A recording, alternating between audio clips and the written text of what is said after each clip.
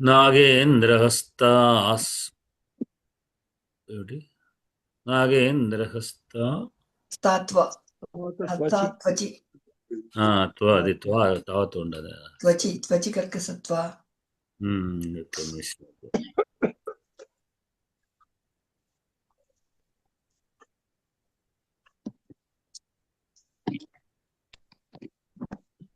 నాగేంద్రహస్తాస్త్వచి కర్కశత్వాత్ ఏకాంతశైత్యాత్ కదళీ విశేషాః లబ్ధ్వా విలోకే పరిణాహి రూపం జాతాస్త్వదూర్వోర్ ఉపమానబాహ్యాః. నాగేంద్రహస్తాస్త్వచి కర్కశత్వాత్ ఏకాంతశైత్యాత్ కదళీ విశేషాః లబ్ధ్వా విలోకే పరిణాహి రూపం జాతాస్తదూర్వోరుపమానబాహ్యాః. శ్రీదేవి గారు చదువుతారా? అన్మ్యూట్ చేసుకోండి.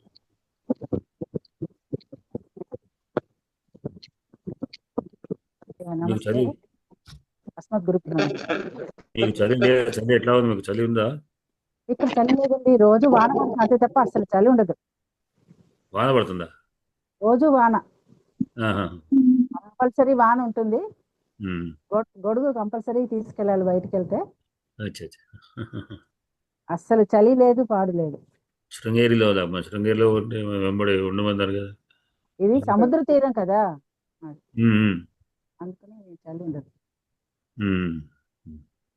గురుభ్యో నమః. నాగేంద్రహస్తాత్వచికర్కసత్వాత్ ఏకాంతశైత్యాత్ కదళీ విశేషాః లబ్ధ్వాపి లోకే పరిణాహి రూపం జాతస్తదూర్వో ఉపమానబాహ్యాః. జాతాస్తదూర్వో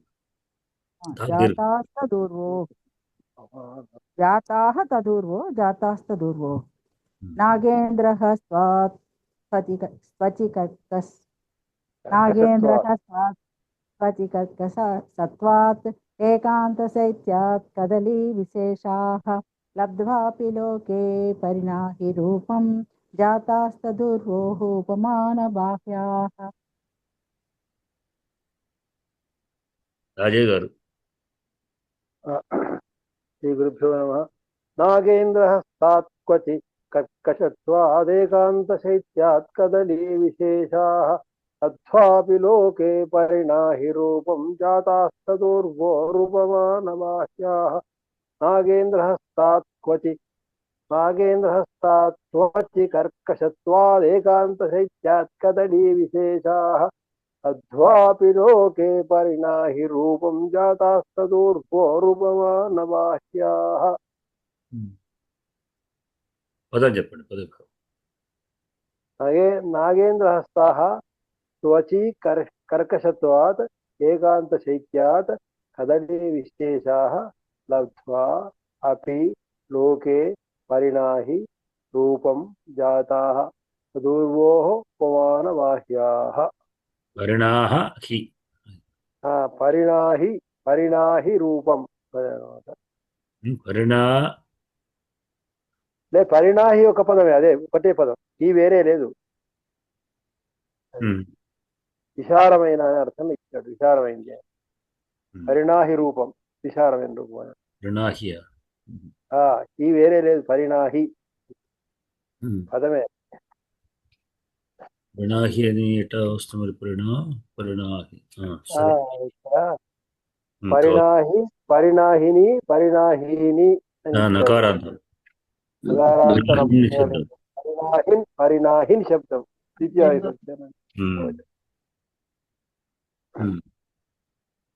సరే, రెడ్డి గారు చెప్తారు. అస్తు మహోదయ.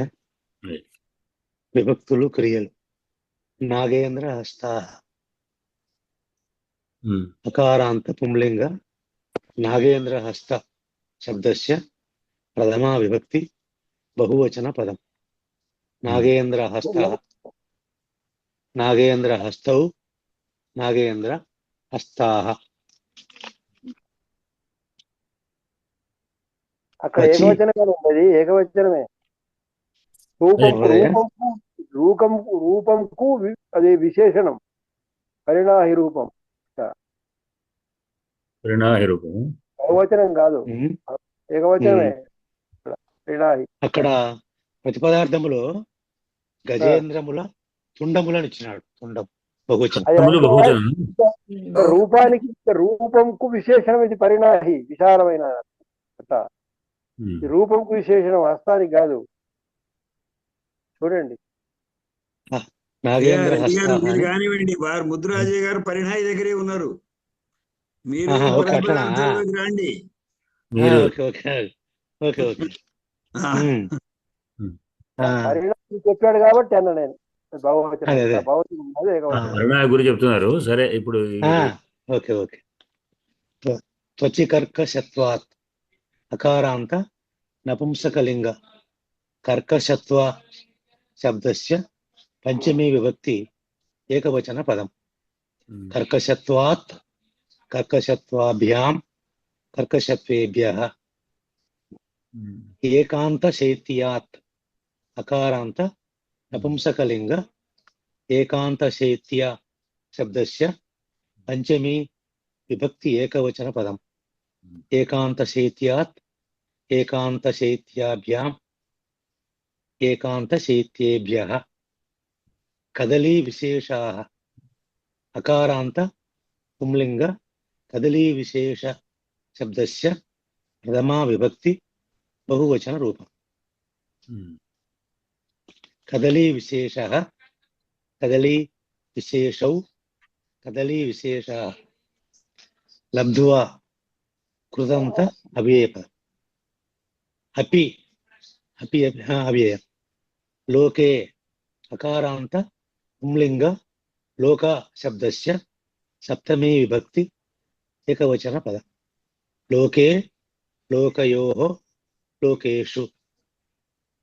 పరిణాహి నకారాంత నపుంసకలింగ పరిణాహిన్ శబ్దస్య ద్వితీయా విభక్తి ఏకవచన పదం. పరిణాహి పరిణాహిని పరిణాహీని.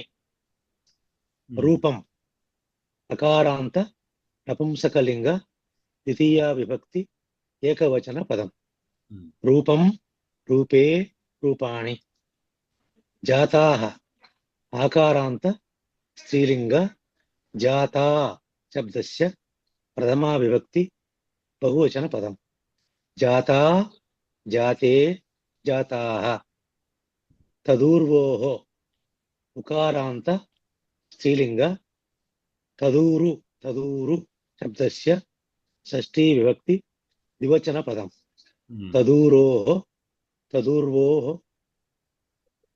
తదూరూనాం.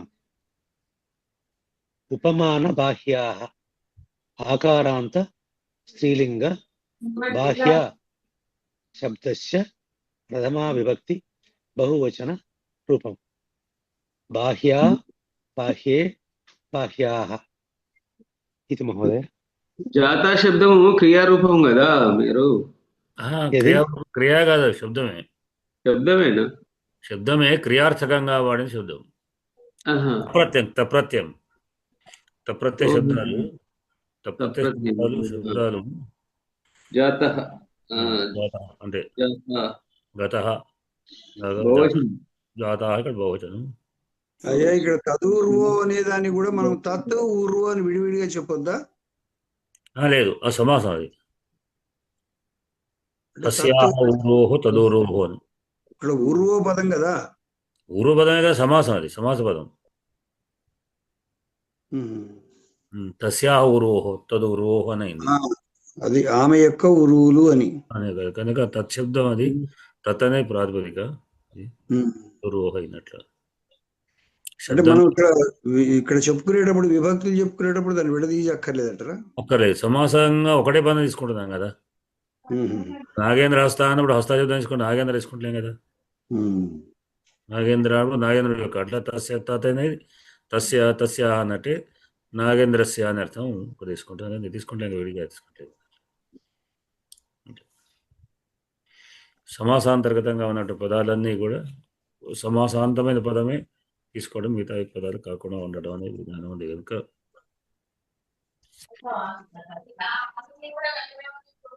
దీంట్లో అన్నట్టుగా క్రియాపదం ధాతు లేదు.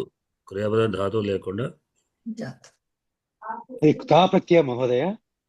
జాత అనే తా ప్రత్యయమా? తా అనే ప్రత్యయం. తా ప్రత్యయంకు జనరల్గా అంటే కర్మడి ప్రయోగంలో వస్తుంటుంది. అట్లానే కర్మ అకర్మకమైన ధాతువులప్పుడు మామూలుగా కూడా మనం భావార్థకంలో తీసుకోవచ్చు. సార్ ఇది కా కా ప్లస్ తా కదా, తా కాపుతాలో కకారం ఉండదు, పోతుంది. తా అదే మాత్రం. అదే కదా అంటున్నా. అవునవును. తప్రత్యము ప్రత్యయం రెండు రకాలు. అవును, తా తవత్ రెండు కూడా వర్తమానంలో అయితే చెప్పేది. రెండింటిలో తేడా ఏమిటంటే తప్రత్యయము కర్మడి ప్రయోగంలో వస్తుంది, చేయబడినవాడు, అతడుని చంపబడినవాడు. అట్లా తవత్ ప్రత్యయము కర్తార్థకంలో అతవానని చంపాను. ఖాదిత అంటే తినబడినది, తినబడినవాడు. ఖాదితవా అని తినవాడు. అయితే కర్మణి ప్రయోగం, కర్మణి ధాతుల మీద కర్మ అకర్మక ధాతుల మీద మనం మామూలుగా భావార్థకంలో అర్థకంలో కూడా వాడుకోవచ్చు. అంటే ఇప్పుడు గత అంటే వెళ్ళబడినవాడు, వెళ్ళినాడు ఒకటే. గత అంటే వెళ్ళబడినవాడు, వెళ్ళినవాడే వాడే, వెళ్ళబడినాడు వాడే. తినబడింది తిన్నవాడు ఒకటి కాదు. గతవాన్ వేరు. త్రాగబడినది లేదా త్రాగినది ఒకటి కాదు. సా పీతవతి తత్పీతం.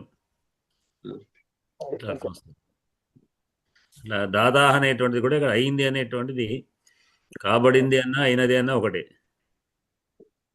దాదా అంటే కాబడింది, బడుట అనేది మనం జనరల్గా తీసుకోవచ్చు, లేకపోతే అయింది అనేటువంటి ఒకటే వస్తుంది కనుక అయినది అని అర్థం. అయినవి ఇక్కడ బహువచనం. జాతాహ అయినవి ఏవి అని బాహ్య ఉపమాన బాహ్యములుగా అయినవి.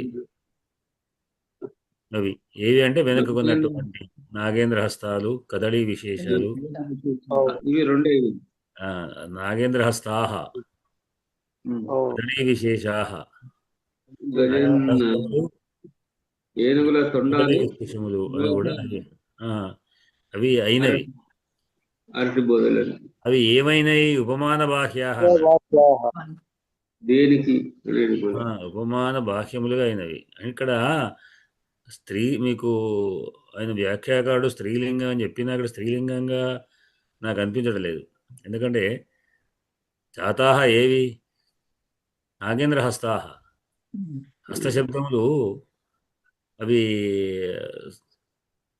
స్త్రీలింగాలు ఎట్లా అయినాయి? అట్లానే కదళీ విశేష. ఇక్కడ మీరు మనకు ఉపమాన బాహ్యా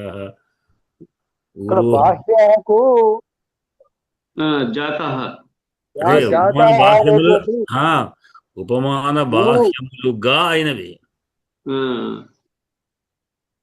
అంటే ఉపమానముల యొక్క ధర్మం లేకుండా పోయినవి వాటికి. ఏటికి? నాగేంద్ర హస్తాలకు, కదళీ విశేషాలు. దేని యొక్క ఉపమాన బాహ్యములు అంటే ఊర్వోహో, తదూర్వోహో. ఆమె యొక్క ఉరువులకు ఆమె యొక్క ఉరువులతో సమానమైన లక్షణాలు లేకుండా ఉన్నాయని. అంటే చెప్పకుండా ఉపమానం వ్యతిరేకంగా చెప్పడం అనమాట. వ్యతిరేకంగా కూడా ఉపమానం అన్నట్టు. మళ్ళీ ఈ ఉపమానం కంటే ప్రసిద్ధం పొందడం. జనరల్గా ఉపమానం ప్రసిద్ధమై ఉపమేయాలు తక్కువ ఉంటాయి లక్షణాలు. అంటే మొత్తం కొంత భాగమైన ఉపమానం తీసుకుంటాం. ఈ ఉపమానాలు సరిపోవడం లేదు, ఉపమాన లక్షణాలు లేకుండా పోతున్నాయి వీటికి. అంటే ఉపమానం కంటే కూడా అధికమైనటువంటి ఉపమేయాలు లక్షణాలు ధర్మంలో అనేటువంటిది. ఈ ఉపమాన బాహ్యములు అయిపోయినాయి. ఉపమానమునకు కూడా లక్షణాలు లేకుండా తొలగించబడినటువంటి అది అతి అత్యధికమైన అది దాటిపోయినాయని అర్థం అనమాట. ఇక ఉపమానం నుంచి తొలగించబడినవిగా అయినాయి ఇట్లా. ఏమిటి అంటే నాగేంద్ర హస్త్రాలు కదలి విశేషాలు. దేనికి అంటే తదూర్వోహు ఎందుకొరకు అంటే అవి నాగేంద్ర హస్త ఏమైపోయింది కర్కశత్వాత్. నాగేంద్ర తొండం కర్కశంగా ఉంటుంది అంటే బలసీనం అయినప్పటికీ తొండంగా కానీ మృదుత్వం ఉండదు కర్కశత్వం దేంటో త్వచి శరీరం నందు త్వచి కర్కశత్వం తొక్కియందు కర్కశత్వం ఉండటం వలన అవి ఉపమాన బాహ్యములైనవి. కదళీ విశేషా ఏమైపోయినాయి ఏకాంత శైత్యాత్. ఏకాంత శైత్యం అంటే కేవలం ఏకాంతం అంటే కేవలం అన్నాడు కేవలం చల్లదనం మాత్రమే ఉంది అనమాట. అంత మాత్రం అనే సరిపోయింది కానీ దానికి ఇంకా లక్షణాలు ఎక్కువ లేవు వాటికి. కనుక ఏకాంత శైత్య కారణం వలన అవి ఉపమాన బాహ్యములు అయినాయి. నిజానికి మరి ఉపమానాలు కానప్పుడు ఉపమానాలకు ఎందుకు చెప్తున్నాము అంటే లబ్ధ్వాభి లోకే పరిణాహి రూపం. లోకమునందు పరిణాహి రూపం వైశాల్యమైన రూపాన్ని పొందినప్పటికీ అంటే ఈ లక్షణం మాత్రం సమాధర్మం ఉన్నది. సమాధర్మం ఉండదు కదా. అసలు అసగే లేకపోతే చంద్రుణ్ణి ఏ గోడతోనో దాంతో పోల్చాం. ఎందుకొరకు గోడకు ఎక్కడ ఏ సమాధర్మం లేనప్పుడు గోడ వలె ఉన్నాడు అంటే గోడలాగా లేడు అన్నా అని తప్పే, ఉన్నాదన్నా లేడు అన్నా తప్పే. చంద్రుడు గోడలాగా లేడు అంటే కొంచెం ఉన్నా కొంచెం ఎంతో కొంత ఉండి కొంత లేడు అని చెప్పాలి. అసలే లేని వ్యక్తికి అసలే పోలికి లేనప్పుడు మనం ఉపమానం లేదు అని ఎట్లా చెప్తాం? కనుక మరి ఎంతో కొంత ఉండి అప్పుడు పూర్తి లేదు బాహ్యమైన అంటే లోకమునందు పరిణాహం అంటే ఏంటి అంటే మనకు పరిణాహో విశాలత అని వ్యాఖ్యాకారుడు మనకు ఆయన అందిస్తున్నాడు. అమరకోశంలో ఉంది. పరిణాహం అంటే వైశాల్యం ఉంది గనక లోకంలో వైశాల్యమైన రూపాలు ఉన్నాయి అంటే అత్యధికమైన బలిష్టమైనటువంటి అని అర్థంగా అటువంటి రూపాన్ని పొందినప్పటికీ అన్నాడు. లబ్ధ్వా అపి చెబుతాం చేత అయినప్పటికీ కూడా అంటే ఈ సమాధానం ఉన్నప్పటికీ కూడా మిగిలిన కారణాల వల్ల అవి బాహ్యములు అయిపోయినాయి, ఉపమాన బాహ్యములు అయిపోయినాయి. జాత అంటే అయినవి కాబడినవి ఎట్లా అన్నా అంతే. కాబడినవి అంటే వ్యతిరేక అలంకారం అంటారండి. వ్యతిరేకాలు ఉపమాన ధర్మాలు లేవు అని ఉపమానాల్లో కొంత ధర్మాన్ని చూపించి మొత్తం పూర్తిగా లేకపోతే అది లక్షణమే కాదు. అంటే కొంత ధర్మం ఉండాలి. అదే ఇంతకు చెప్పుకున్నాం కదా, చంద్రుడు గోడ వలె ఉన్నాడు లేదా అంటే గోడ లేదా గోడ చంద్రుడు వలె ఉన్నాడు. గోడకు చంద్రుడికి ఏమి ఉంది సంబంధం? ఏ ఒక్క చోట కూడా పోలిక లేకపోతే అప్పుడు అసలు మనం లేడు అని చెప్పచ్చు, ఉందని చెప్పదు. ఎటు చెప్పా ధర్మం అది విరుద్ధమే. అసలే లేకపోతే మనకు అందుకని ఏమంటామంటే నాస్తి అనే పదంలో అభావంలో భావం ఉంది అంటారు. నాస్తి అనే పదంలో ఉన్నాడు అనే అర్థం కూడా వస్తుంది. నాస్తి ఉన్నాడు ఎట్లా వస్తుంది అంటే మన ఇప్పుడు తరగతిలో ఇప్పుడు మన నడుపుతున్న క్లాసుల్లో కూడా ఎవరో ఒక వెంకట్రావు ఉన్నాడా అని అడిగితే వెంకట్రావు ఎవరు ఉండడు, ఎవరు లేరు. అసలు ఆయన మొదటి నుంచి ఎవరు వ్యక్తి లేనప్పుడు లేడు అంటారు. అసలు వ్యక్తి తెలియదు అంటాం కానీ లేడు, రాలేదు, ఇవాళ రాలేదు అలాంటి పదం ఉండదు. ఒకవేళ ఉన్న వ్యక్తిని అడిగితే ఇవాళ రాలేదు, లేకుంటే ఇప్పుడు లేడు అని చెప్తాము. నహీ హై లెక్క, నహీ హై లేకున్నాడు. అదే నాస్తి అనే పదంలో నేనేమంటా నాస్తి అనే నహి అంటే నాస్తి అనే పదంలో అస్థి కూడా ఉంది అంటున్నా. అదే వ్యక్తి ఆమసం లేకపోతే నాస్తి అవుతాడు. వ్యక్తి మనం నాస్తి అనం. అసలే కంప్లీట్ గా లేని వ్యక్తి నాస్తి అని ఎట్లా అంటాం? లేడు అని కాకుండా లేకున్నాడు, లేకున్నది అనేది కూడా అది ఆ పద్ధతిలో వచ్చినటువంటి వ్యవహారం. కంప్లీట్ గా ఒక వ్యక్తి లేడు, ఒక వ్యక్తి ఎవరో లేడు. ఒక అప్పారావు అనే వ్యక్తి లేడు మన దాంట్లో. అప్పారావు వచ్చాడా అని ఎవరైనా అడిగారు అనుకోండి, అప్పారావు ఎవరు అంటాం కానీ లేడండి, రాలేదండి, ఉండేదని మనం ఏం పదా చెప్పాము. అంటే ధర్మంలో కూడా ఇక్కడ ఉమా ధర్మంలో కొంత ధర్మం ఉండి పూర్తి ధర్మం లేదు. జన్మైంది కనుక కొంత ఏ ధర్మం ఉన్నదంటే ఇది పరిణాహి రూపం. పరిణాహి అంటే పరిణాహం అస్య అస్థితి పరిణాహి అని. పరిణాహము అనే పదానికి వైశాల్యం అని. ఈ హీ కన్ఫ్యూజన్ హీ అనే విడిగా ఉందా అని కొద్దిగా మళ్ళీ తర్వాత జ్ఞాపకం వచ్చింది. ఇక్కడ మళ్ళీ కూడా తర్వాత అంటే నేను ఎంతో చూశాను పరిణాహం అనేటువంటిది, మళ్ళీ ఇప్పుడు జ్ఞాపకం వచ్చింది. పరిణాహ పదం ఉంది కదా, పరిణాహం అంటే పరిణాహం అంటే మార్పు, విశాలత్వం అనే అర్థంలో ఉంది అని అమరకోశంతో పరిణాహం అనేటువంటిది. కనుక ఆ పరిణాహం కలది కదా, గుణ శబ్దం కదా, గుణి అన్నట్టుగానే పరిణాహం కలది, పరిణాహం కలది, కలిగినటువంటి రూపం. ఆ రూపం పరిణాహి అనేటువంటి రూపం ఉన్నప్పటికీ అర్థం. లబ్ధ్వావి పొందింది అవి ఏవి, ఆ రెండు కూడా పొందాయి. రూపాన్ని పొందినప్పటికీ కూడా ఉపమాన బాహ్యములైపోయినాయి. ఉపమానానికి ఉన్నటువంటి పరిపూర్తి లక్షణాలు లేవు, ఫెయిల్ అయిపోయినాయని అర్థం అనమాట. ఫెయిల్ అంటే కొంత అటెండ్ అయితేనే ఫెయిల్, అసలే కంప్లీట్ అటెండ్ అవ్వడానికి ఫెయిల్గా ఉండదు. పూర్తిగా ఆబ్సెంట్ చెప్తారా, ఫెయిల్ అని అట్లా అనమాట. కానీ కొంత ఉండే అనమాట, అట్లా పూర్తి మార్కులు దాకా ఫెయిల్ అయిపోవడం అనేది. కనుకనే వ్యతిరేక అలంకారం. ఉపమాన ధర్మాలు ఉంటాయి కానీ తక్కువ ఉంటాయి, సమాధర్మాలు తక్కువ ఉంటాయి అన్నమాట. అట్లా అది నాగేంద్రస్తార్కషత్వాద్ ఏకాంత శైత్యాత్ కదలీ విశేషా లబ్ధ్వా విలోకే పరిణాహి రూపం జాతాస్తదూర్వోర్పమాన బాహ్యా అనేటండి. దీంట్లో సంధులు చూడండి.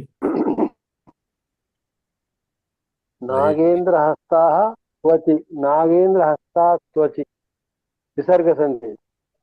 లబ్ధ్వా అపి సవర్ణ దీర్ఘ సంధి. ముందు నాగేంద్ర ఎత్తారు, నాగేంద్ర కూడా ఉంది.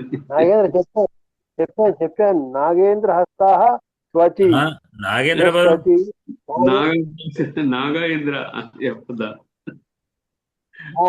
ఇక్కడ ఇవ్వలేదు. నాగా ప్లస్ ఇంద్ర, నాగేంద్ర గుణసంధి. నాగేంద్ర హస్తాః ప్లస్ త్వచి, నాగేంద్ర హస్తాః త్వచి విసర్గ సంధి. లబ్ధ్వాపి సవర్ణ దీర్ఘ సంధి. జాతాః తదూర్వోః మళ్ళీ విసర్గ సంధి. తదూర్వోః ఉపమాన బాహ్యః, తదూర్వోరుపమాన బాహ్యః విసర్గ సంధి. రెండు విసర్గ సంధులే. ఇంకొకటి జస్త సంధి కూడా ఉన్నది, ఇక్కడ ఇవ్వలేదు.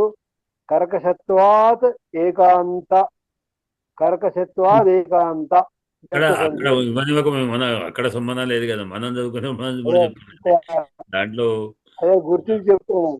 అదే అంటే గుర్తించి అది చెప్తున్నాను. రెండు పాదాలు వచ్చే దగ్గర ఏమంటుందంటే బహుశా వారికి ఏకాశత్వం అనేటువంటి పాదం భిన్న అయిపోయింది, అయినా కానీ సంధి ఉన్నాయి. మీరు చెప్పినట్టుగా జస్సు సంధి ఉంది అక్కడ. తదూర్వోలో కూడా ఉన్నది. తద్ పూర్వో కూడా అది తచ్చబ్దం. మీరు అది విషయం గుర్తుంచుకోండి, తది శబ్దం, అది దకారాంత శబ్దమే.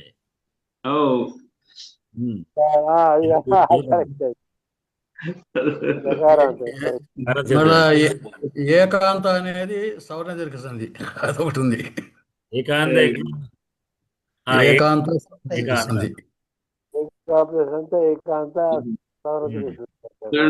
దేశాంత వడుతోటి ఏమో అర్థం కాలే. అది దేశాంత వడుతోటి దాని మీద దృష్టి పడలేదు. నాగము అంటే ఏనుగు, నగే భవాహ నాగాహ అని. నగం సార్, ఇప్పుడు నేను పురుషుల హస్తాలని ఏనుగు తొండంతో పోల్చడం చూసా, కానీ స్త్రీ యొక్క ఊరుగలను ఏనుగు తొండంతో పోల్చడం అనేది ఇంత ఎవరైనా ఇంకో కవి ఎవరైనా చేస్తుంటారా? ఏమో నేనైతే చూడలేదు.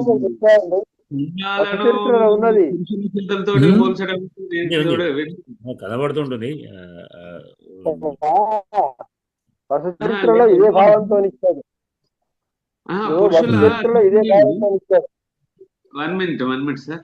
పురుషుల చేతులను ఏనుగుతో ఉన్నదా సార్ అన్నారు. నాకు డౌట్ ఉంది, ఇంతవరకు చూడలేదు.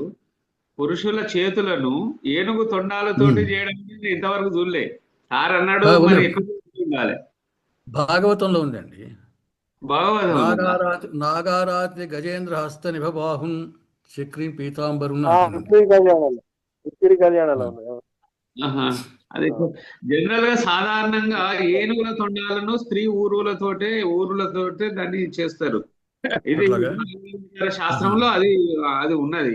అలానే అరటి వీటితోటి కూడా అవి ఉరువుని పోలుస్తారు.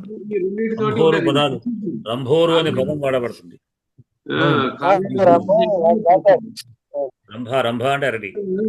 ఉన్న అందమంతా ఎక్కడంటే ఏ వాటితో అయితే ఉపమిస్తారో అవి సరిపోవడం లేదు అంటే చెప్పడం, వాటి కారణాలు చెప్పుకుంటూ అది వాటికంటే ఎక్కడ ఉంది అందం. కారణా చెప్పి వ్యతిరేకం చెప్పడం అనమాట ఇది. బ్రహ్మాండ అది అక్కడ కవి యొక్క గొప్పతనం దాగి ఉన్నది. ఉన్నదాన్ని ఉన్న విశేషాన్ని ఇంతకుముందు ఒకసారి అన్నా కదా, భావం ఉంటుంది. ఆ భావాన్ని విశాలం చేసేవాళ్ళే, అద్భుతంగా చెప్పేవాళ్ళే కవులు, మహాకవులు. చరిత్రలో ఇదే పద్యం ఉన్నదండి ఒకటి, గిరిగా తొడలను వర్ణిస్తూ అతి ఊర్జుతి పొందగోరి దుశ్చర్మాపనోద క్రియారతి పాఠోలవ పూరి దోదరములై రంభే మహస్తంబున్నతరిన్ వీడ మరుత్త తద్విభూతి కదలిన్ తద్దోషమా చంచలోద్ధతి శుండాహతి వీడదయ్యే అదేవో తద్వైర మోహింపగనని. రెండు కూడా అది నీళ్లను మింగుతున్నదట, నీళ్లు పడుతున్నాయి తొండంతో, ఇవి కూడా నీళ్లు చుట్టూ ఉంటున్నాయి అన్నమాట. ఉంటే కొంతకాలానికి అరటి పోతే ఆ అందాన్ని పొందగలిగిందట, ఆమె యొక్క తొడ అందాన్ని. కానీ ఇది మాత్రం పొందలేకపోయిందట. పొందలేక ఆ అరటితో వైరం పెట్టుకొని అందుకోసమే అరటి కాండాలను తెంపేస్తుంటదట. అది అది చరిత్రలో గిరిజా తొడలు వర్ణించాడు. అదొక పెద్ద అంటే అరటి కనబడ్డప్పుడు ద్వేషం కారణం ఇదే అని కారణాన్ని ఊహించడం కూడా బాగున్నది. రామరాజ భూషణ్ రాసింది గిరిక తోడలను వర్ణిస్తూ రాశాడు చరిత్రలో.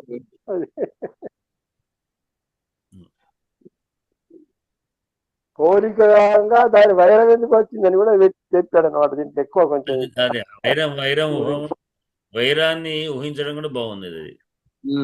అంటే జనరల్ గా అవి చేస్తుంటాయి కదా, అరటి ఇటు వాటిని కొడుతుంటాయి, వాటికి లక్ష్యాన్ని, దాని కారణం ఈ విధంగా ఊహించడం హేతుప్రేక్షగా.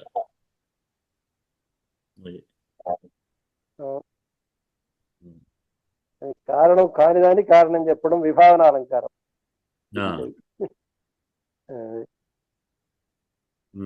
విభావన కూడా ఉంది, హేతువును ఊహించడం అనేటువంటి.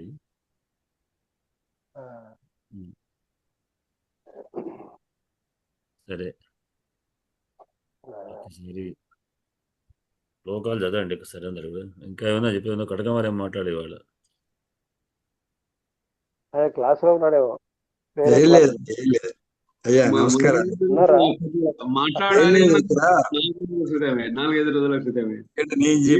నేను చెప్పదలుచుకున్నవన్నీ కూడా ధనికొండ వారు, ముద్దురాజయ్య గారు, తర్వాత భద్రయ్య గారు చెప్పినారు. ఏమిటి అంటే ఇక్కడ నేనుగా ప్రత్యేకించి ఎందుకు నేను వీటిని ఉపమానాలుగా చెప్పలేకపోతున్నా అంటే, ఇక్కడ కాళిదాస్ గారు నాగేంద్ర హస్తాత్ త్వచి కర్కశత్వ అనేటటువంటి మాట చెప్పినాడు. అంటే శరీరంలో పైన తోలుకు ఉండేటటువంటి కర్కశత్వం వల్ల నాగేంద్ర హస్తాలను, అంటే నాగేంద్రం యొక్క తొండములను ఉపమానంగా తీసుకోవడానికి వీలు లేకపోయింది అన్నాడు, కర్కశత్వం ఉండడం వల్ల. మరి కర్కశత్వం లేనటువంటిది కూడా ఒకటి చెప్పాలి కదా, అందుకోసం కదళీ విశేషాహ చెప్పాడు. కదళీకి కర్కశత్వం ఉండదు, నున్నగా ఉంటుంది కిందకి మీదకి. కానీ దీంట్లో ఉన్న దుర్లక్షణం ఏంటంటే ఏకాంత శైత్యాహ, కేవలం చల్లగా ఉండడం అనేటటువంటి ఒక లక్షణం. అంటే అక్కడ చెప్పిన దానికి ఇక్కడ చెప్పిన దానికి ఆయన రెండు ఎందుకు చెప్పాడు అంటే, అక్కడేమో కర్కశత్వం ఉంది, నునుపుదనం లేదు. ఇక్కడ నునుపుదనం ఉంది, కర్కశత్వం లేదు, కానీ శైత్య గుణం ఉంది. ఈ అతి శీతలత్వం ఉండడం వల్ల ఈ రెండు కూడా ఎందుకు ఈ రెండింటిని ఉదాహరణ తీసుకున్నాడు అంటే, ఇంత క్రితం పెద్దలు చెప్పినట్లు ఇవి ఇంత క్రితం ఉపమానాలుగా వాడుకున్నారు. ఇవి ఇంత క్రితం లబ్ధ్వా అపి లోకే పరిణాహి రూపం, అంటే లోకంలో వీటిని ఎక్కువగా విస్తారంగా వీటిని ఉపమానాలుగా వాడుకున్నారు. కానీ నేను వాడుకోలేకపోతున్నా, ఎందుకంటే నాకు ఈ లోపం కనిపించింది. తదూర్వో ఉపమాన బాహ్యా, వాటికి ఉపమానాలు లేకపోయినాయి. నేను ఉపమానం వెతకలేకపోయినా. ఎందుకు వెతకలేకపోయినా అంటే ఇంత క్రితం అంతా చెప్పారు కదయ్యా, అవే ఉపమానాలుగా మీరు చెప్పొచ్చు కదా అంటే నేను చెప్పలేకపోయినా. ఎందుకు అంటే వాటికి ఉన్నటువంటి రెండు లక్షణాలు, ఒకటేమో త్వచి కర్కశత్వ, మరొకటేమో శైత్యం, విపరీతమైనటువంటి శైత్యం కలిగి ఉండడం వల్ల. ఇప్పుడు మన అరటి దాన్ని కావలించుకుంటే చల్లగా కనిపిస్తుంది, నున్నగా ఉంటుంది, తొడలకు ఉండాల్సిన లక్షణాలన్నీ ఉన్నాయి. ఇంకొకటి ఏంటంటే వీటికి మరీ ముఖ్యంగా ఒకే తీరుగా ఉండకపోవడం అనేటటువంటిది ఉపమానం. ఇక్కడ తొండం పైనుంచి లావుగా ఉంటుంది, క్రమక్రమంగా సన్నగా వస్తుంది.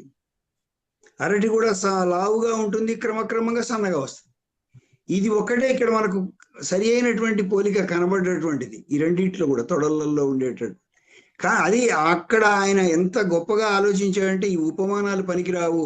అందులో ఆమెకు మరీ ముఖ్యంగా ఊరువులకు ఉపమానం చెప్పడం ఏంటి, అందుకోసం ఆయన ఉపమానం చెప్పదలుచుకోలేదు. లేకపోతే అదే జంగి అన్నప్పుడు చెప్పాడు కదా, ఆవు యొక్క తోకలాగుంది అని. ఉపమానం చెప్పాడు కానీ అక్కడ తెలివి బాగా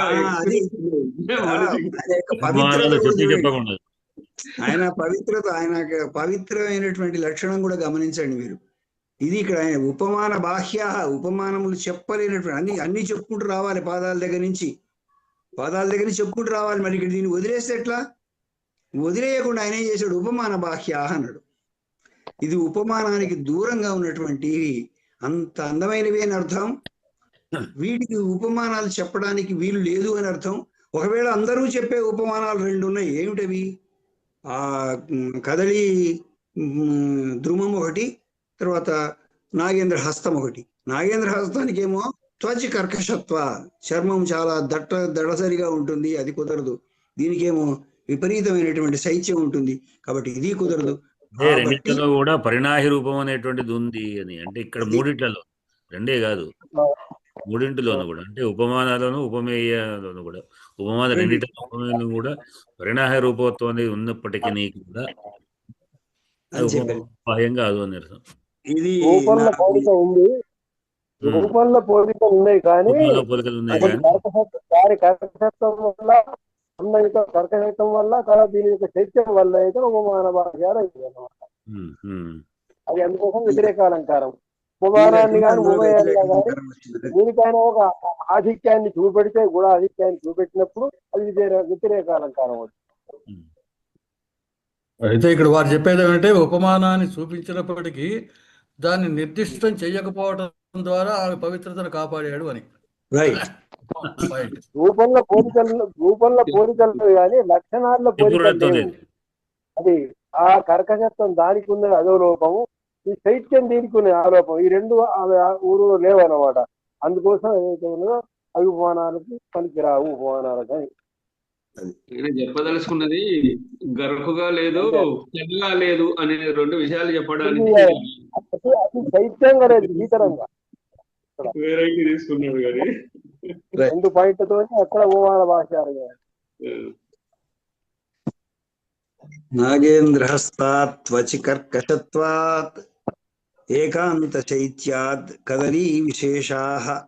ఇది ఉపమానాలు రెండు కూడా. లబ్ధ్వాపి లోకే పరిణాహి రూపం జాతాస్తదూర్వో ఉపమాన బాహ్యాః. ఆ రకంగా ఉపమాన బాహ్యములైనవి.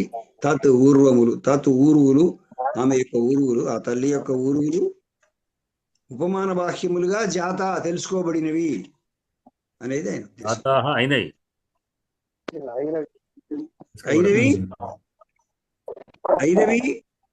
అయినవి తెలుసుకోబడినవి అని కూడా రాదా?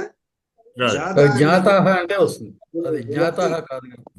జాతాహ అంటే తెలుసుకోబడినవి కాదు, జాతాహనే ఉన్నది అక్కడ. అదే జాతాహ పదానికి అయినవి అని అర్థం, అంతే.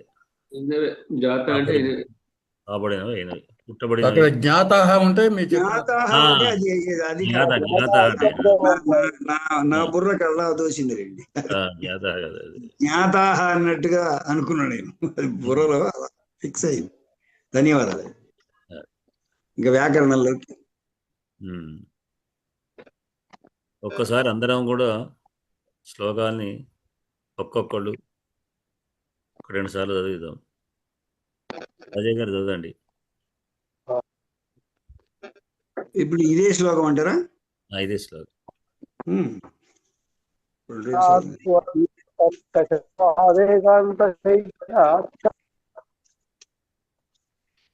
ఇదే బ్రేక్ అవుతున్నది. అజయ్ గారి బ్రేక్ అవుతున్నట్టున్నది.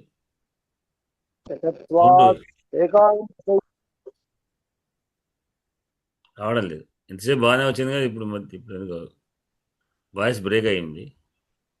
సౌండ్ రావడం లేదు. మ్యూట్లో పోయినట్టుగా వస్తున్నది. ఎక్కడిగా మరి చదవండి. మీరు మ్యూట్ ఆయన బహుశా మీది మీకున్నటువంటి ఇయర్ ఫోన్ ప్రాబ్లం కావచ్చు. అవి తీసేస్తే మీరు రైట్, అవి తీసేసి చదవండి అయ్యా. లింక్ ఇవ్వండి. దాని నుంచి 2 సార్లు మీరు చదవండి. సరే సరే చదవండి. నేను చదువుతానయ్యా. శ్రీ గురుభ్యో నమః. నాగేంద్రహస్తాత్ త్వచి కర్కశత్వాత్ ఏకాంతశైత్యాద్ కదలీ విశేషాః లబ్ధ్వాపి లోకే పరిణాహి రూపం జాతాస్తదూర్వోరుపమానబాహ్యాః. నాగేంద్రహస్తాత్ త్వచి కర్కశత్వాత్ ఏకాంతశైత్యాత్ కదలీ విశేషాః లబ్ధ్వాపి లోకే పరిణాహి రూపం జాతాస్తదూర్వోరుపమానబాహ్యాః.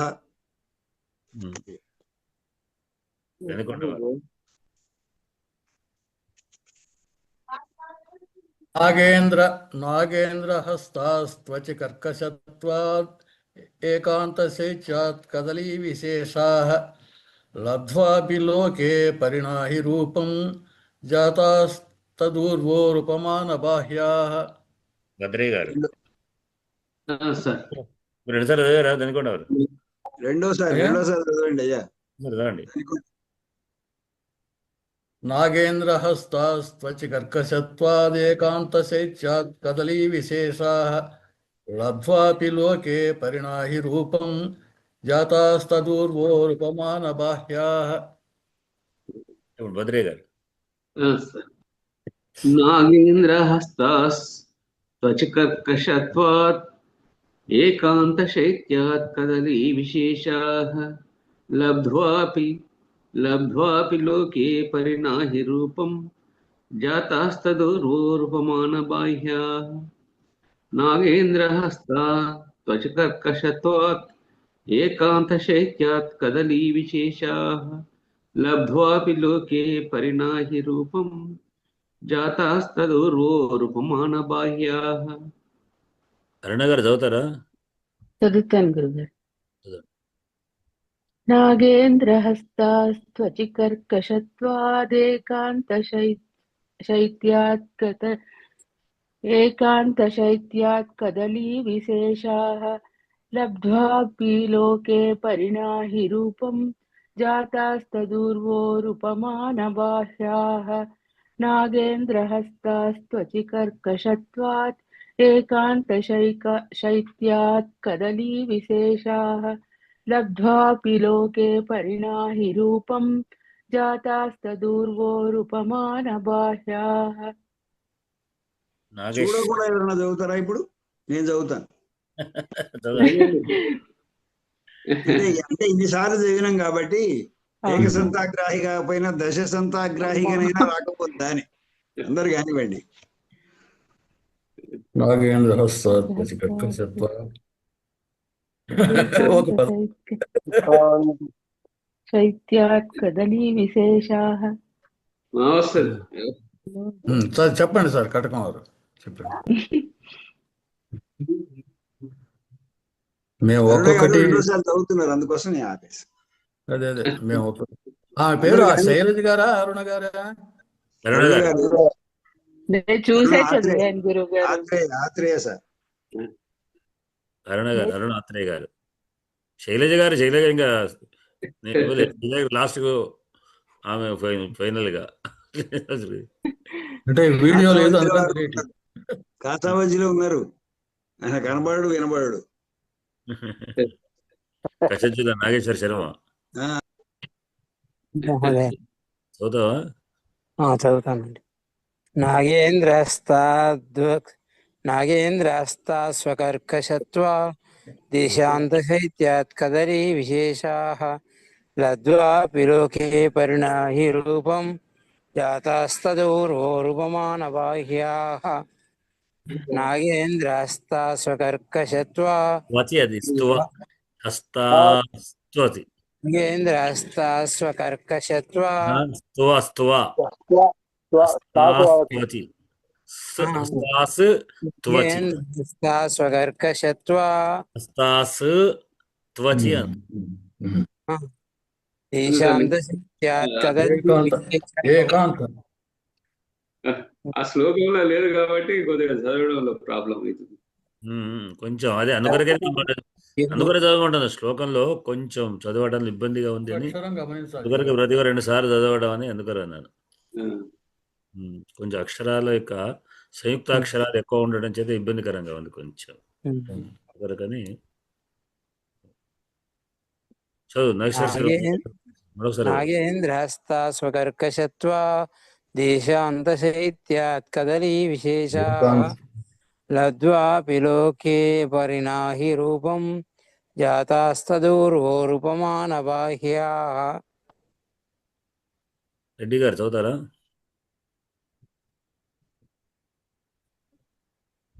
నాగేంద్రహస్తా త్వచికర్కశత్వా దేహాంతశైత్యాత్ కదలీ మహోదయ కర్కశత్వాత్ అని ఏకాంత చేయాలి. నాగేంద్రహస్తాత్ త్వచికర్కశత్వాత్ ఏకాంతశైత్యాత్ కదలీ విశేషా లబ్ధ్వాపి లోకే పరిణాహి రూపం జాతాః తదూర్వో ఉపమానబాహ్యాః. నాగేంద్రహస్తా త్వచికర్కశత్వాత్ ఏకాంతశైత్యాత్ కదలీ విశేషా లబ్ధ్వాపి లోకే పరిణాహి రూపం జాతాః తదూర్వో ఉపమానబాహ్యాః. జాతాస్తదూర్వోరుపమానబాహ్యాః. జాతాః తదూర్వోరు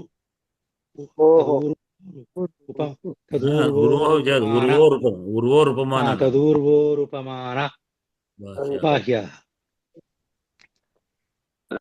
రాజా సార్ చదివేస్తారు. రాజా సార్ చూడకుండానే చదివేస్తారు ఈజీగా. చదువుతా ఈజీగా చదివేస్తారు అవధానాలు కాబట్టి. అదేంలే నేను బాగా చూసుకున్నా వల్లించా, ఇప్పటికే వల్లించాను దాన్ని. వారు ఊరికే ఉండరు, కంఠస్థం చేస్తూ ఉంటారు, ప్రయత్నం చేస్తూ ఉంటారు. ఎందుకు అవుతాడు మొత్తం చదివిన వాడు చదువు అన్ని కూడా అన్ని కంఠస్థాయి మొత్తం చేసుకోవాలి. శ్లోకాలనే రోజు పారాయణ చేస్తున్నా నేను. సమాచారం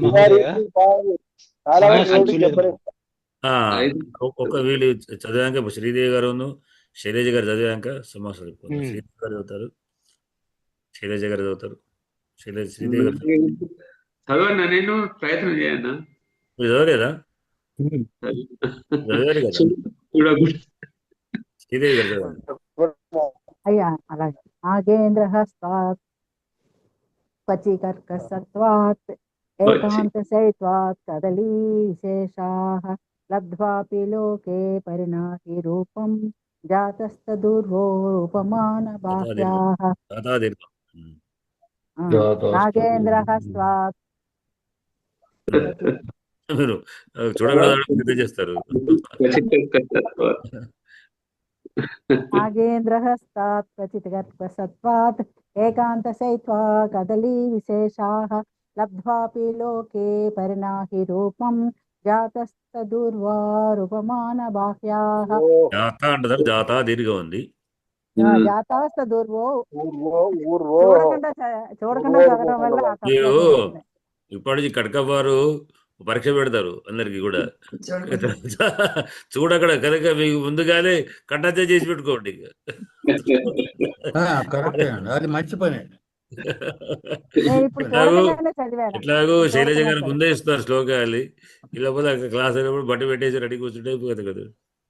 ఇప్పుడే వచ్చి బయటికి వెళ్ళి వెంటనే వచ్చి కూర్చున్నా, అసలు పుస్తకం చూడలేదు. కాదు కాదు, మీరంటే అందరు నేను చెప్పేది ఒక్కరేది కాదు. ఇక వారు పరీక్ష పెడితే తొందరగా మీరు కట్ట చేసి చెప్పాల్సి వస్తుంది. ప్రతిపదార్థం బాగా కంఠస్థం అయితే అట్లా కాదు సార్, గుర్తుంచుకోవటానికి టెక్నిక్ అంటే ప్రతిపదార్థం బాగా కంఠస్థం అయితే అవును, అది కరెక్ట్. ఇప్పుడు ధారణ కూడా అంతే. ఉద్దేశంలో శ్లోకము బైహార్ట్ అయితే ప్రతిపదార్థం కూడా ఆటోమేటిక్ గా ఒకసారి చూసుకుంటే అది కూడా బైహార్ట్ అయినట్టే అవుతుంది. ఇంటర్డిపెండెంట్ అంటే ప్రతిపదార్థం నిలవడం ద్వారా ఎక్కడ విరుపాలి, ఎట్లా విరవాలి కూడా ఇప్పుడు ఒకసారి చూసుకుంటే శ్లోకం వస్తే అది ఎప్పటికైనా ఉండిపోతుంది. ఇప్పుడు అవధానంలో ధారణ కూడా అంతే, భావం గుర్తుంటుంది, భావం గుర్తుండేసరికి తర్వాత పాదం ఏదో మళ్ళీ గుర్తొస్తుంది. మరణం దానికి టెక్నిక్ ఏం లేదండి, మరణం మాటికి మళ్ళించడే అంతే. అవధాని కాదు, ఎవరైనా చేయవచ్చు. నేను 4 సార్లు చదివితే మీకు అంటే ఒక కవి, నేను అంటే అవధానిగా నాకు అనుభవం లేదు కానీ కవిగా కూడా నేను ఒక శ్లోకం రాసినప్పుడు ఆ శ్లోకాల యొక్క పదాలు ముందుకు వచ్చిన తర్వాత మళ్ళీ మారిస్తే మళ్ళీ రెండోసారి రిపీట్ ముందు పదాలు వచ్చి తర్వాత మళ్ళీ కాదు అని మళ్ళీ అవి వస్తుంటాయి. నేను చెప్పుకోబోతుంటే నేను ముందు ఏదైతే పదాలు పెట్టానో ఆ పదాలు ముందు వస్తాయి శ్లోకాలు, తర్వాత కాదు మార్చాం కదా మళ్ళీ రెండోసారి మళ్ళీ వస్తుంది. అంటే రిపీట్లో అది ఖచ్చితంగా ఆ పదాలు మనం ముందు పెట్టినే వస్తుంది. అట్లానే వాటి మీద దృష్టి ఉంటే అట్లానే ఆటోమేటిక్గా వస్తుంటాయి. శైలజ గారు మీరు చెప్పండి 2 సార్లు. చెప్పండి. నాగేంద్రహస్తాత్ క్వచిత్ నాగేంద్రహస్తాత్ త్వచి కర్కసత్వాః నాగేంద్రహస్తాత్ త్వచి కర్కసత్వాః ఏకాంత సైత్యాత్ కదలీ విశేషః లబ్ధ్వాపి లోకే పరిణాహి రూపం జాతాస్తదూర్వో రూపమానబాహ్యా. నాగేంద్రహస్తాత్ త్వచి కర్కసత్వాః ఏకాంత సైత్యాత్ పంచమి చెప్పాలి మీరు అమ్మా. కర్కశత్వాత్ అని పంచమి చెప్తేనే అర్థం సరిపోతుంది. కర్కశత్వాత్ అది చెప్పండి, పంచమి గుర్తుపెట్టుకోవాలి. అవును. నాగేంద్రహస్తాత్ త్వచి కర్కసత్వాత్ ఏకాంత సైత్యాత్ కదలీ విశేషాః లబ్ధ్వాపి లోకే పరిణాహి రూపం జాతాస్తదూర్వో రూపమానబాహ్యా.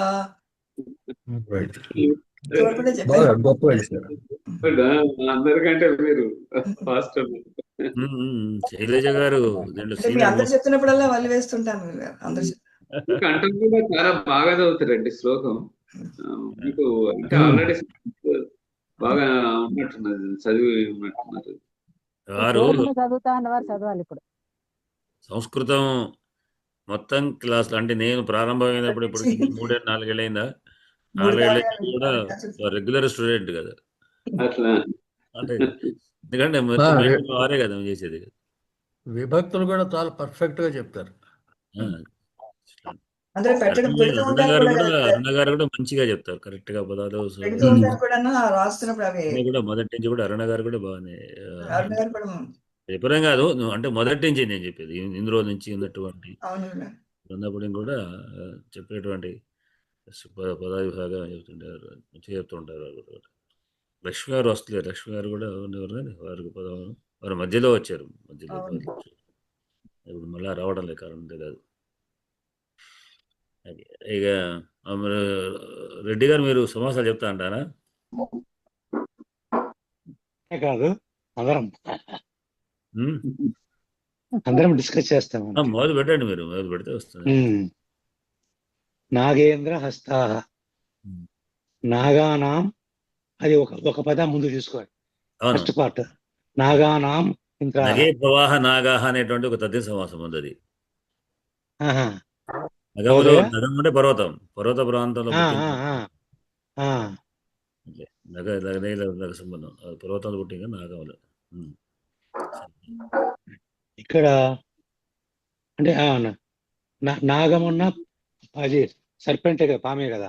అవును, అవి కూడా అంతే కదా, పర్వత బిలాలలో నాగానాం ఇంద్ర అంటే నాగుల యొక్క ఇంద్రుడు నాగేంద్ర. తర్వాత మళ్ళీ షష్ఠి తత్పురుష నాగేంద్రానాం హస్త, నాగేంద్రుల యొక్క హస్తపురుష, మళ్ళీ షష్ఠి తత్పురుష. కదా రెండు షష్ఠి తత్పురుష. ఇక్కడ మీరు మనం ఈ విభక్తులు చెప్పేటప్పుడు జాతాహ బాహ్య స్త్రీలింగంలో చెప్పారు. ఏది రాశాడు కానీ ఉండాలి. హస్తాహ ఏం చెప్పాం? హస్తాహ ఏం చెప్పాం? ఏ విభక్తి చెప్పాం? పుల్లింగంలో చెప్పారు. పుల్లింగమే ఉందండి. హస్తాకే ఇది విశేషణాలు గనక బాహ్యాహ గాని జాతాహ గాని అట్లనే రెండింటి కూడా విశేష కూడా అంతే, కదలి విశేష కూడా అంతే, అని కూడా పుంలింగాలే కనుక ఇవి కూడా పుంలింగాలే ఉంటాయి. విశేష పదం ఎట్లా ఉంది? స్త్రీలింగంలో ఉంది హస్తం. ఎందుకంటే స్త్రీలింగమైన బహువచన రూపాలు ఎట్లానే ఉంటాయి. జాతాహ అనే పుంలింగ స్త్రీలింగ రూపాలు ఎట్లానే ఉంటాయి. కాకపోతే పుంలింగం స్త్రీలింగం అంటే మనం పైన ఉన్న విశేషాన్ని బట్టి మనకు అవి ఏమిటని తీసుకోవాలి. ఇప్పుడు హస్తశబ్దం హస్తాహ అనేటువంటిది, ఇప్పుడు ఆ జాతాహ అనేది మనకు దేన్ని సూచిస్తుంది మహోదయ? జాతాహ అనేది దేన్ని సూచిస్తుంది? హస్తాహ హస్తాహ హస్తములైనవి. జాతాహ అనేది క్రియాపదంగా అనుకుంటే దానికి క్వశ్చన్ లో కే జాతాహ, కా జాతాహ, ఎవరు అని ప్రశ్న వేస్తే జవాబు వచ్చేటువంటిదే అది జాతాహ. ఇక్కడ జాతాహ ఏవి అయినవి అంటే నాగేంద్ర హస్తాలు, కదలి విశేషాలు, రెండు కర్తలు జాతాహ అయినాయి కనుక హస్తాహ గాని విశేషాహ గాని కదలి విశేష గాని ఏ లింగంలో ఉంటాయో ఈ జాతాహ గాని ఉపమాన బాహ్య గాని అవే లింగంలో ఉండాలి. అంటే పుంలింగం. ఇప్పుడు హస్తాహ ఏం చెప్పుకుందాం మనం? హస్త పుంలింగం కదా. పుంలింగం చెప్పినప్పుడు ఇవి కూడా బాహ్య కూడా పుంలింగం కావాలి. అవి కదా అయినవి. దానికి అప్పుడు జాతః జాతౌ జాతాహ, ఎందుకంటే స్త్రీలింగాన్ని కూడా స్త్రీలింగాలే పదాలు మనకు ఇక్కడ దొరకాలి, మన వేరే పదాలు ఏవి లేవు. బాహ్య కూడా అంతే. అంటే మనం పుంలింగమైన స్త్రీలింగమైన విభక్తి బహువచనం అంతే ఉంటుంది, ప్రధాన విభక్తి బహువచనం. మూడవ రూపం అట్లే ఉంటది, మొదటి రెండు మారిపోతాయి. గురువు గారు నాకు తెలియదు కానీ ఇక్కడ జాతాహ అనేది ఉపమాన బాహ్యాకు జాతాహ అని. అవును, ఉపమాన బాహ్యాలు ఏవి? అది స్త్రీలింగమే. ఉపమాన బాహ్య కే ఉపమాన బాహ్య, ఉపమాన బాహ్యములు ఏవి? ఉపమాన బాహ్యములు ఉపమాన బాహ్యములు విశేషణ పదం, విశేషం కాదు. ఉపమానములు ఏమి ఇవ్వబడ్డవి అనేది ఇక్కడ సంబంధం లేదు. ఏమి తెలుసుకోబడినాయంటే ఉపమాన బాహ్యములని తెలుసుకోబడినవి. అది కాదు, తెలుసుకోబడం కాదు, అయినవి ఉపమాన బాహ్యములుగా అయినవి. గా అన్నప్పుడు అవి విశేషణం. అవి ఏవి? ఉపమాన బాహ్యాలు అయినవి ఇవ్వబడ్డాయి. అదే పుంలింగా చెప్పాలంటే అట్లా స్త్రీలింగాలు కాదు. ఈ రెండు స్త్రీలింగాలు ఇవ్వబడ్డాయి. అది కాదు, బాహ్య శబ్దం కానీ జాత శబ్దం కానీ కూడా పుంలింగాలే. ఈ రామోరావు వారు రాసింది అయితే స్త్రీలింగం ఇచ్చారు గురుగారు. మనం ఒకసారి విచారిస్తే వారి సంగతి గురించి మనం విచారిస్తే ఇప్పుడు జాతాహ అన్నప్పుడు కే జాతాహ లేదా ఎవరు ఏవి తెలుగులో ఏవి అన్నప్పుడు కర్తలు నాగేహస్తాలే, ప్రధానమైన పదాలే విశేష్యాలు.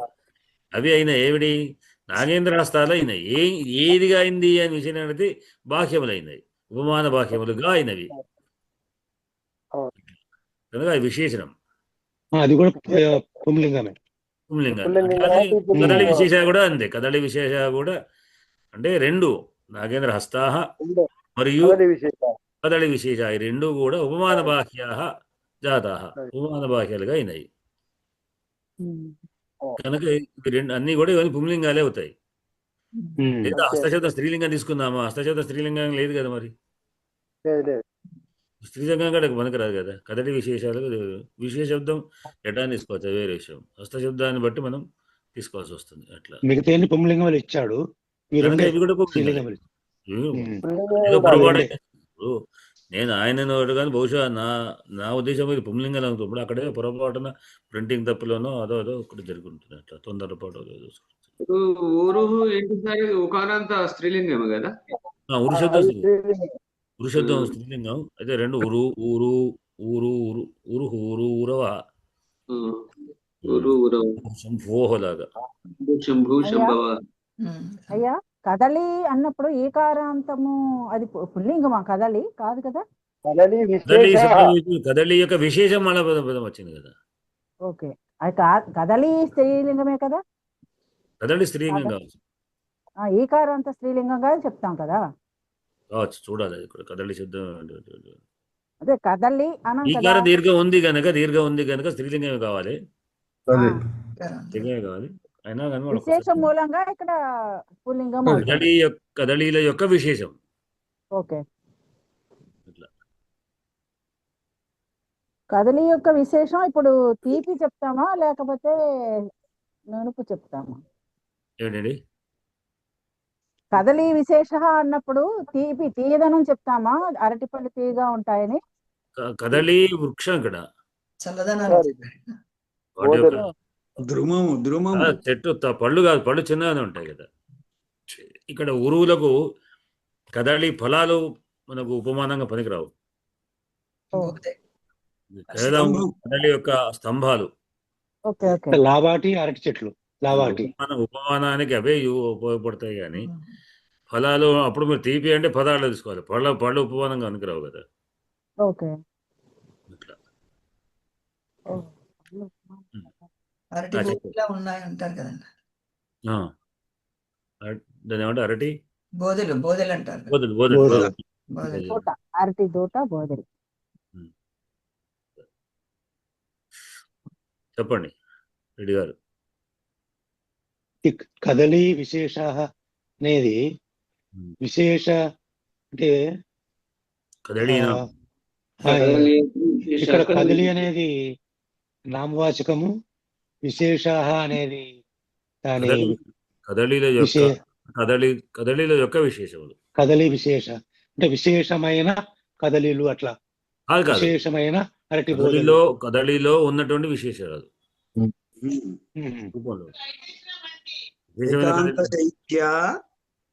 ఏకాంత శైత్య కదళీ విశేష. ఏకాంత శైత్యం అనేది విశేషం. ఏకాంత శైత్యం అనే కారణం అది అంటే ఈ భాష్యములు కావడానికి కారణం ఏకాంత శైత్యాత్, దాంట్లో గుణం. ఆ కారణం వలన కదలి విశేషం ఉపమాన భాష్యములు అయినాయి. అట్లా కదలి నామేనా అక్కడ ఏమని మరి షష్ఠి ఇచ్చినాడు. కదలీల యొక్క కదే కదా, కదలీల యొక్క విశేషం ఉంది అంతే. తర్వాత ఇంకేమున్నాయి? బాహ్యములు అంతే కదా. తర్వాత ఏకాంత శైత్యం తస్యాహ ఊరోః ఊరోః తదూరోః ఊరుః తస్య ఊరుః. ముందు ఊరు చెప్పి తర్వాత మనం దాన్ని మారుస్తాం. తస్యాహ ఊరుః తదూరోః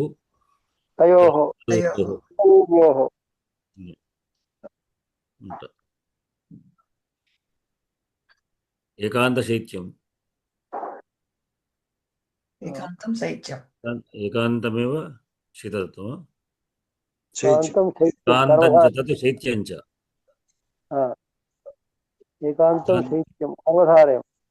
ఏకాంతంచ తత్ శైత్యత్వం, శైత్యం చ ఏకాంతమైనటువంటి శైత్యం. శైత్యం ఏకాంతత్వం దానికి లక్షణం. విశేషణ పూర్వపద కర్మధార సమాసం అంటారు. దేనికి విశేషం అంటారు ఏకాంతం? ఏకాంతమైన శీతత్వం ప్రధానమైన. శైత్యానికి ఏకాంతత్వం విశేషణం. ఓహో, శైత్యానికి ఏకాంతం అంటే ఎప్పుడు చల్లగా ఉంటుంది అని మహోదయ. ఏకాంతం అంటే ఎప్పుడు చల్లగా ఉంటుంది అని ప్రధానమైన అర్థం. కేవలం శైత్యమే విశేషంగా ఉంది. కేవలం అంటే ఎల్లప్పుడు అని లేక ఎల్లప్పుడు అని.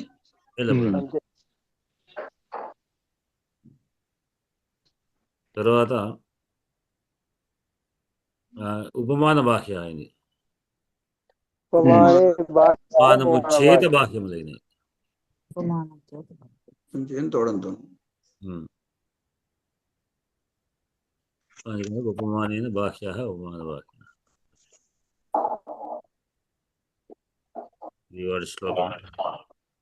మీరు కదలి అన్నారు కదా, కదలి ఒక్కసారి చూస్తాను. కదలి అనేటువంటి స్త్రీలింగమే దాదాపుగా. అందులో కూడా స్త్రీలింగంగానే ఇవ్వబడింది అయ్యా. స్త్రీలింగమే, కదలి స్త్రీలింగమే. ఈకారాంతం చెప్పినాము, దాదాపుగా ఈకారాంతం స్త్రీలింగమే. కానీ కదలి విశేషాహ అన్నప్పుడు మాత్రం ఆకారాంత పుల్లింగం అదే చెప్పాలి. అదే అదే అక్కడ కదలిలో యొక్క విశేషం. అనగా విశేష కదలికి ఉంటుంది సంబంధాన్ని కాబట్టి విశేష పదానికి కేవలం యొక్క కారణంతో దాని యొక్క అన్నమాట. మమ పుస్తకం మత్ పుస్తకం అన్నప్పుడు నేను మమ అనేది పుంలింగమైన పుస్తకం నపుస్తకమే కదా, అంతే కదా. రామాలయంలో రాముడు పుంలింగం, సరే ఆలయం విడిచిపెట్టండి. ఇంకేదైనా అట్లా తీసుకున్నప్పుడు ఆలయం ఇంకేదైనా ఎట్లా అన్నప్పుడు రామస్య పుస్తకం అన్నప్పుడు రామ అనే రామస్య పుంలింగమైన పుస్తకం మాత్రం నపుస్తకం తీసుకోవాలి. రామ పుస్తకం అన్నప్పుడు అట్లా సరేనండి మహోదయ. చెప్పండి. ఉపమానే బాహ్యలో ఇప్పుడు మనం పంచమి విభక్తి వాడొచ్చా అక్కడ? ఉపమానాత్ బాహ్యా కాదు. ఇప్పుడు మీరు అక్కడ దాంట్లో ఏముంది? ఉపమానే సప్తమి ఉంది. ఉపమానే బాహ్యా ఉంది. ఉపమానమునందు బాహ్యములైనది. కాబట్టి ఉపమాన విషయం అన్న అధికరణం అనమాట. నేను ఉపమానేన బాహ్య కావచ్చు నేను అనుకున్నాను. ఉపమానం చేత బాహ్యములు లేదా ఉపమాన బాహ్య, ఉపమానము నందే బాహ్యములు అని ఓకే, అధికరణం అంటదని. దేంట్లో అయింది అనేది అది. ఉపమానం వల్ల కాదు, ఉపమానం వల్ల బాహ్యములు సప్తమే కరెక్ట్. సరే, ఉపమానమునందు బాహ్యం. ఉపమాన వాడుటలో బాహ్యం అన్నమాట. ఉపమాన విషయం నందు విషయంలో బాహ్యం అని అది వాడడానికి అధికరణంలో సంబంధం విషయ ప్రయోజనం కొన్ని ఉన్నాయి. దాన్ని బట్టి సప్తమి వస్తుంది అని అధికరణం. ప్రకారంగా ఇది ఆ విధంగా మీరు అన్నట్టు ఉపమాన విషయం అన్నది బాహ్యం. ఒకసారి మనం అది కూడా మన కౌముది అయితే దాని పేరు ఏంటంటే విభక్త్యార్థ ప్రకరణం చూసుకుంటే ఒక్కొక్క కారక ప్రకరణం. అది దాంతో మనకి 7 విభక్తులకి తొందరగా ఉంటాయి, చిన్నగానే ఉంటుంది ప్రకరణం. సరే, మన కౌముది దగ్గర పడి కానీ ఇంకో 5-6 శ్లోకాలు ఇంకో 10 సూత్రాల్లో ఉన్నాయి, కానీ మనం అది కంప్లీట్ చేసుకోలేకపోతున్నాం. చేసుకుందామని నేను కూడా నా వ్యాఖ్యానంలో అక్కడ ఆగిపోయింది. అంటే నేను ఏపీ పాఠంలో ఉంది, కానీ ఇంకొక 3-4 సూత్రాల్లో కంప్లీట్ కావాల్సింది అక్కడనే అయిపోయినాయి. అక్కడ ఈ మధ్య నేను ఒక స్థిరంగా లేకపోవడంతో కారణంగా, అంటే నేను మా అమ్మ చనిపోవడం, అటు మా అత్తగారు చనిపోవడం, బొంబాయికి వెళ్ళడం, అటు ఈ కారణం ఆ కారణాల వల్ల వేటిని ముట్టుకోలేకపోయినాను. కారణాల వల్ల స్థిరంగా ఉండేది. ఆ వ్యాఖ్యానం పూర్తి చేసే తొందర అయిపోతుంది నాకు అనుకరగా కానీ నేను కూడా దాన్ని పట్టించుకోవట్లేదు. ఎందుకంటే ఈ లోపల మీరు అందుకున్న పాట అందుకుంటే మళ్ళీ నేను ముందు పాట చెప్పడానికి రెడీ లేదు. ఈ 2-3 రోజుల పాటలు మా చెప్పవచ్చు, కానీ ఇంకా అది కొంత ఉన్నాయి అప్ టు డేట్ చేయడం కొరకు చూస్తున్నాను. ఇదంతా రోజు చేసి మనం పాట మళ్ళీ మొదలుపెట్టి ఒకసారి మళ్ళీ మీకు పునశ్చరణలాగా ఒకసారి చేసుకుందాం. ఎందుకంటే ఏమేమిటి అనేది విషయాల్లో ఏ సంధులు ఏమిటి, ఆటిపల్లి వారు కూడా రానండి పాపం, ఆయన ఫీల్ అవుతారు తర్వాత. అడివాళ్ళ వారు ఎందుకు లేరా? ఎక్కడ మీరు ఈ రోజు రాలేదు, చూద్దాం. ఇవాళ రాలేదని కారణం పెట్టారా? నేను చూస్తాను. ఏం లేదు వారు లేకపోతే పాటిపాడులో ఉండవచ్చు. పాటిపాడులో అదే గ్రామర్ ఆయన బాగా చెప్తారు. అదే కాళిదాస్ గారు శ్లోకాలు చెప్తారు, గ్రామర్ ఆయన బాగా చెప్తారు. అది చూడకుండా చెప్తా ఉన్నారుగా పాపం. పరీక్ష వీకే పెట్టారు పరీక్ష అక్కర్లేదు.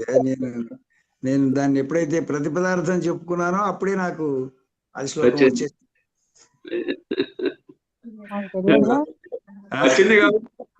మీరు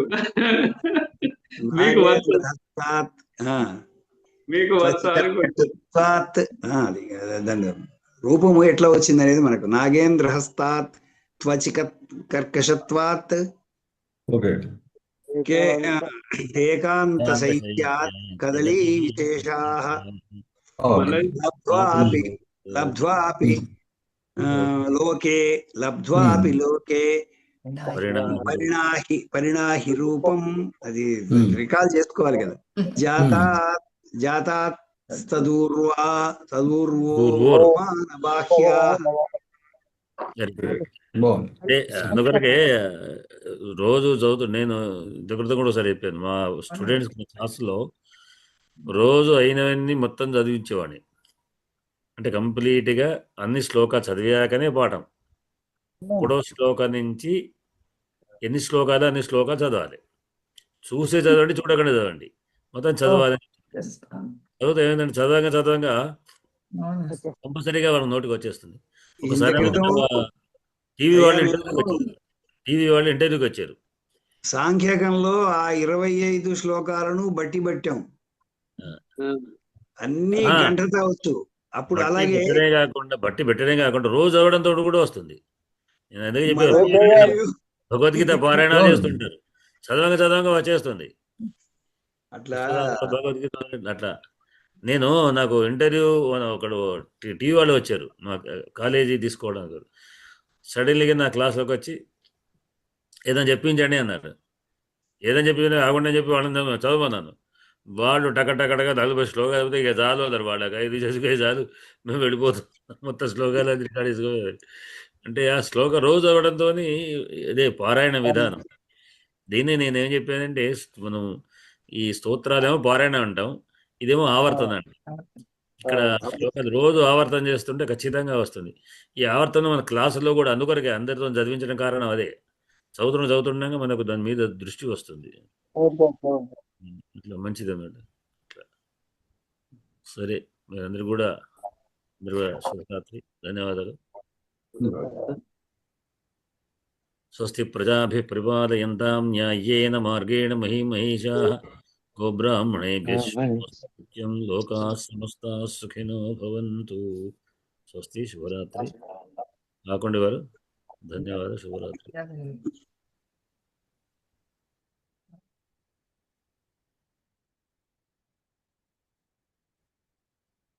ఎండ్ చేస్తున్నాను.